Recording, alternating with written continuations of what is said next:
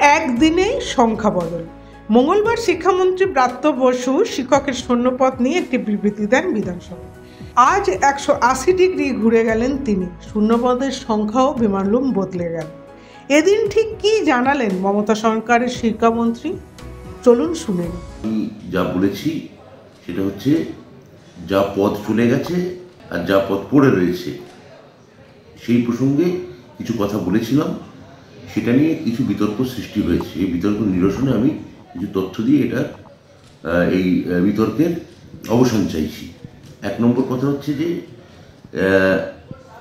Primary board এবং central school service commission, তাদের কাছে আমরা শূন্যপদের কত নথি পাঠিয়েছি আমাদের ডিপার্টমেন্ট থেকে সেই সংখ্যাটা আমি প্রথমে জানাতে চাই। 222 সালে প্রাইমারি বোর্ডের কাছে আমরা যে শূন্যপদ পাঠিয়েছি তার সংখ্যা হচ্ছে 11,765। উচ্চ প্রাথমিকে আমরা ইতিমধ্যে পাঠিয়ে দিয়েছি 14,339 জন, এবং এই উচ্চ প্রাথমিক এখন মহামান্য হাইকোর্টের নির্দেশে এখন কাউন্সিলিং চলছে। মাধ্যমিকে পাঠিয়েছি আমরা 13,500 কিছু বেশি, আর উচ্চ মাধ্যমিকে 5,500 সামান্য কিছু বেশি। এইগুলো পাঠানোর পর সামান্য যেগুলো পড়ে আছে সেটা নিয়ে আমি মন্তব্য করেছি।